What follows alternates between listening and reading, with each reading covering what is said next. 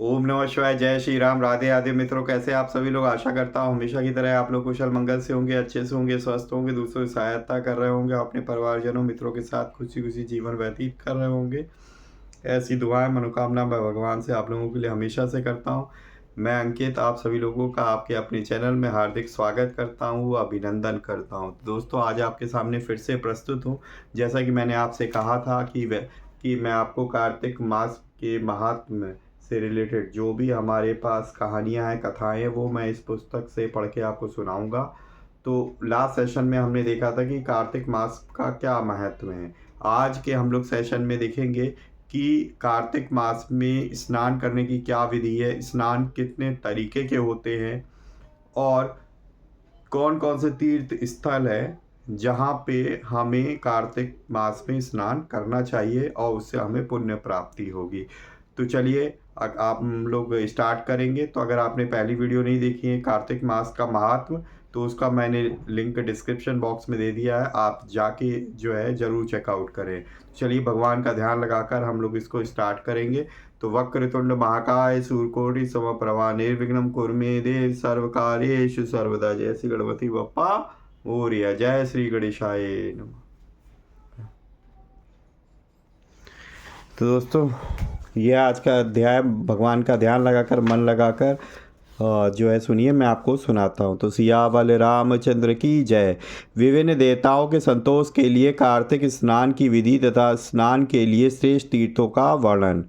ब्रह्मा जी कहते हैं कि कार्तिक का व्रत आश्विन शुक्ल पक्ष की दशमी से आरंभ करके कार्तिक शुक्ला दशमी को समाप्त करें, अथवा आश्विन की पूर्णिमा को आरंभ करके कार्तिक की पूर्णिमा को पूरा करें।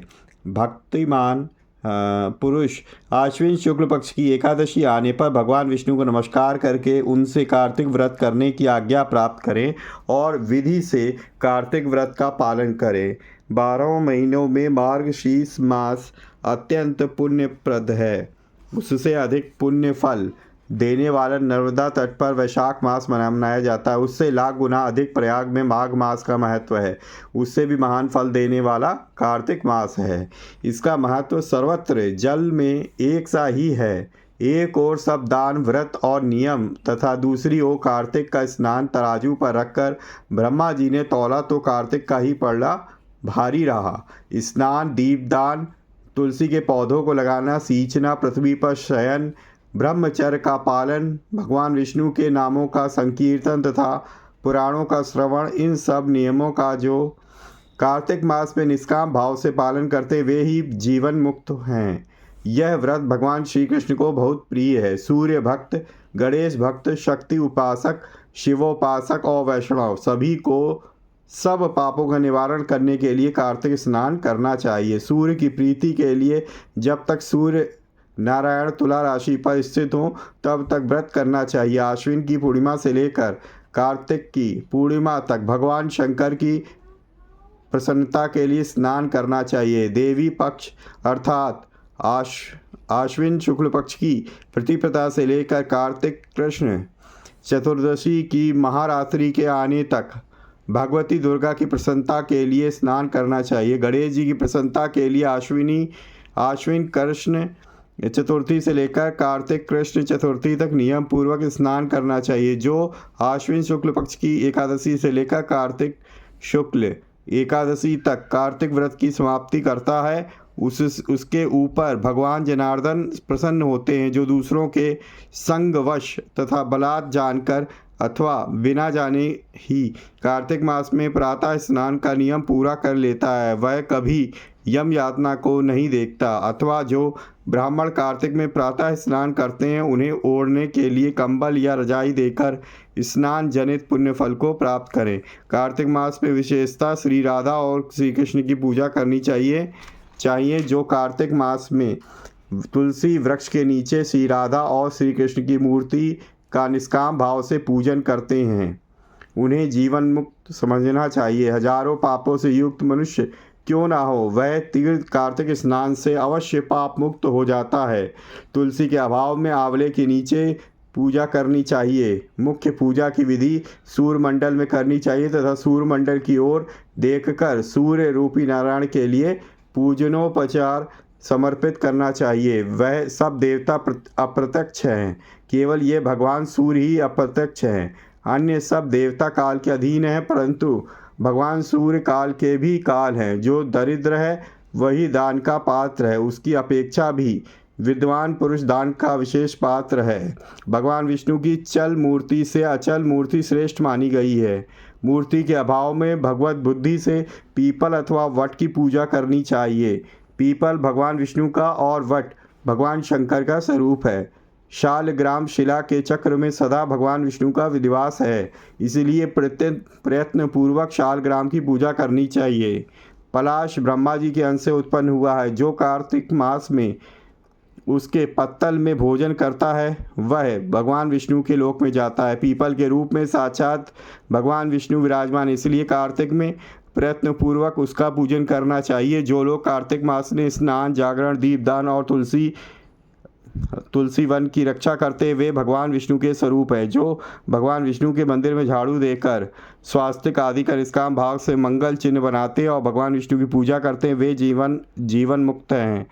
जब 2 घड़ी रात बाकी रहे तब तुलसी की मृत्तिका, वस्त्र और कलश लेकर जलाशय के समीप जाएं। पैर धोकर गंगा आदि नदियों तथा विष्णु और शिव आदि देवताओं का स्मरण करें। फिर नाभि के बराबर जल में खड़ा होकर इस मंत्र को पढ़ें। कार्तिके अहम करिष्यामि प्रातः स्नानम जनार्दन प्रीत्यर्थम तव देवेश दामोदर मया सह। हे जनार्दन, हे देवेश्वर दामोदर, लक्ष्मी सहित आपकी प्रसन्नता के लिए मैं कार्तिक में प्रातः स्नान करूँगा। तत्पश्चात ग्रहणाघर्यम मया दत्तम राधया सहितो हरे नमः कमलनाभाय नमस्ते जलशायिने नमस्ते अस्तु ऋषिकेश ग्रहणाघर्यम नमो अस्तु ते। हे भगवान, आप श्री राधा के साथ मेरे दिए हुए इस अर्घ को स्वीकार करें। हे हरे, आप कमलनाभ को नमस्कार है। जल में शयन करने वाले आप नारायण को नमस्कार है। ऋषिकेश, यह अर्घ ग्रहण कीजिए, आपको बारंबार नमस्कार है। मनुष्य किसी भी तीर्थ में स्नान करे उसे गंगा का स्मरण अवश्य करना चाहिए। पहले मृत्तिका आदि से स्नान करके पावन मानी ऋचाओं द्वारा अपने मस्तक पर अभिषेक करें। अगमर्षण और स्नानांग तर्पण करके पुरुष सूक्त से सिर पर जल छिड़के। उसके बाद बाहर आकर पुनः मस्तक पर तीर्थ का जल सींचे। फिर हाथ में तुलसी लेकर 3 बार आचमन करके पानी से बाहर धोती निचोड़े। वस्त्र निचोड़ के पश्चात तिलक आदि करें। कार्तिक में जहाँ कहीं भी प्रत्येक जलाशय के जल में स्नान करना चाहिए। गर्म जल की अपेक्षा ठंडे जल में स्नान करने से 10 गुना पुण्य प्राप्त होता है। उससे 100 गुना पुण्य बाहरी कुएं के जल में स्नान करने से होता है। उससे अधिक पुण्य बावड़ी में और उससे अधिक पुण्य पोखरे में स्नान करने से होता है। उससे 10 गुना झरनों में और उससे भी अधिक पुण्य कार्तिक में नदी स्नान करने से होता है। उससे भी अधिक 10 गुना तीर्थ स्थान में बताया गया है। तीर्थ से 10 गुना पुण्य वहाँ प्राप्त होता है जहाँ 2 नदियों का संगम हो, और यदि कहीं 3 नदियों का संगम हो तब तो पुण्य की कोई सीमा नहीं है। सिंधु, कृष्णा, वेणी, यमुना, सरस्वती, गोदावरी, विपाशा, व्यास, नर्मदा, तमसा, मही, कावेरी, सरयू, क्षिप्रा, चमणवती, चंबल, बितस्ता, झेलम, वेदिका, सोनभद्र, वेत्रवती, वेतवा, अपराजिता, गंडकी, गोमती, पूर्णा, ब्रह्मपुत्रा, मानसरोवर, वाग्मती, शत्रदु, शतलज, ये तीर्थ कार्तिक में दुर्लभ हैं। इन सब स्थलों से अधिक आर्यावर्त, विंध्याचल और हिमालय के भीतर का प्रदेश उत्तर भारत पुण्यदायक है। उससे भी कोल्हापुरी श्रेष्ठ है। कोल्हापुरी से श्रेष्ठ विष्णु कांची है और शिव कांची है।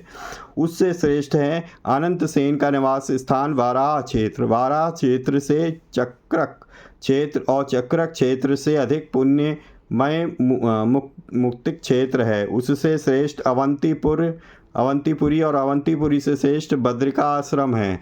बद्रिका आश्रम से अयोध्या, अयोध्या से गंगा द्वार, गंगा द्वार से कनखल और कनखल से भी श्रेष्ठ मथुरा है, क्योंकि कार्तिक में वहाँ स्वयं भगवान राधा कृष्ण स्नान करते हैं। मथुरा से भी श्रेष्ठ द्वारिका है, जिन्होंने भगवान गोविंद में अपने चित्त को लगा रखा है। उनके लिए द्वारका सूर्य के समान पुण्य का प्रकाश देने वाली है। द्वारिका से भी श्रेष्ठ भगीरथी है, वह भी जहाँ विंध्य पर्वत से मिलती है वहाँ अधिक श्रेष्ठ है। उससे 10 गुना पुण्य तीर्थराज प्रयाग में होता है। उससे श्रेष्ठ काशी है, जिसके आश्रय से गंगा जी भी मनुष्यों के सब पापों का नाश करती ही है। काशी में पंच नद पंच गंगा तीर्थ है, जो तीनों लोकों में विख्यात है। कार्तिक मास आने पर रौरव नरक में पड़े हुए पितर भी चिल्लाते हैं कि क्या हमारे वंशज में कोई ऐसा भाग्यवान पैदा होगा जो पंच गंगा में जाकर हमारे लिए नरक से उद्धार करने वाला तर्पण करेगा। लाखों पाप करके मनुष्य यदि पंच गंगा में नहाकर विंदु माधव की पूजा करे तो उसके पाप तत्काल नष्ट हो जाते हैं। कुछ रात बाकी रहे तभी स्नान किया जाए तो वह उत्तम है, उत्तम और भगवान विष्णु को संतुष्ट करने वाला है। सूर्योदय काल में किया हुआ स्नान मध्यम श्रेणी का है। जब तक कृत्तिका अस्त ना हो तभी तक स्नान का उत्तम समय है, अन्यथा बहुत विलंब करके किया हुआ स्नान कार्तिक स्नान की श्रेणी में नहीं आता। स्त्रियों को पति की आज्ञा लेकर कार्तिक स्नान करना चाहिए, क्योंकि पति से बिना पूछे जो धर्म कार्य किया जाता है वह पति की आयु को क्षीण कर देता है। स्त्रियों के लिए पति की सेवा छोड़कर दूसरा कोई धर्म नहीं है। जो पति की आज्ञा का पालन करे वही इस संसार में धर्मवती है। केवल व्रत आदि से धर्मवती नहीं होती। पति यदि दरिद्र, पतित, मूर्ख अथवा दीन भी हो तो वह वैसा होता हुआ भी स्त्री का आश्रय है। उसके त्याग से स्त्री नरक में गिरती है। जिसके दोनों हाथ,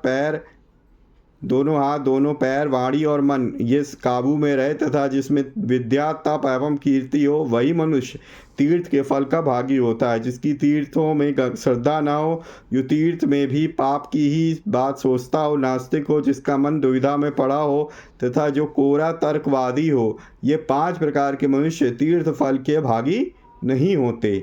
जो ब्राह्मण प्रतिदिन प्रातःकाल उठकर तीर्थ में स्नान करता है वह सब पापों से मुक्त हो ब्रह्म परमात्मा को प्राप्त होता है।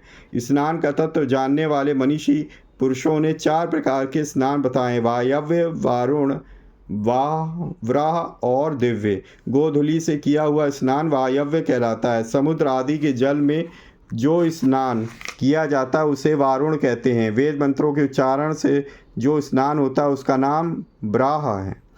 तथा मेघों तथा सूर्य की किरणों द्वारा जो जल तथा अपने शरीर पर गिरता है उसे दिव्य स्नान कहा गया है। इन सभी स्नानों में वारुण स्नान सबसे उत्तम है। ब्राह्मण, क्षत्रिय और वैश्य को मंत्रोच्चारण पूर्वक स्नान करना चाहिए। स्त्री और शूद्र के लिए बिना मंत्र ही स्नान का विधान है। प्राचीन समय में श्रेष्ठ तीर्थ पुष्कर में जहाँ नंदा संगम है, वही नंदा के कहने से राजा प्रभंजन कार्तिक मास में पुष्कर स्नान करके व्याघ्र योनि से मुक्त हुए थे, और नंदा भी कार्तिक में पुष्कर का स्पर्श करके परम धाम को प्राप्त हुई थी। सियावल रामचंद्र की जय।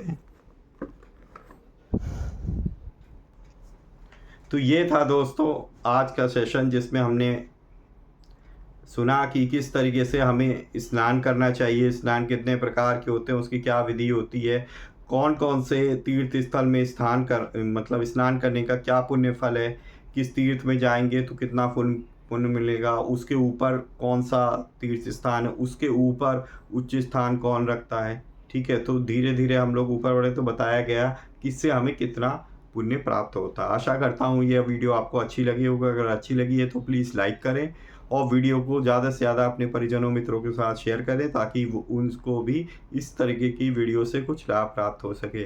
ठीक है दोस्तों, तो मिलेंगे नेक्स्ट वीडियो में। तब तक जो है भगवान की भक्ति करते रहिए, अपने परिवारजनों मित्रों के साथ खुशी खुशी जीवन व्यतीत करिए। हाँ, किसी न किसी एक पर्सन की हेल्प करने की ज़रूर कोशिश कीजिए। अगर आप पहली बार चैनल पे आएँ तो प्लीज़ चैनल को सब्सक्राइब करें और बेल आइकन को प्रेस करें, ताकि लेटेस्ट से लेटेस्ट वीडियो की इन्फॉर्मेशन आप तक मिल सके। तो मिलेंगे नेक्स्ट वीडियो में, तब तक के लिए जय श्री राम, राधे राधे मित्रों।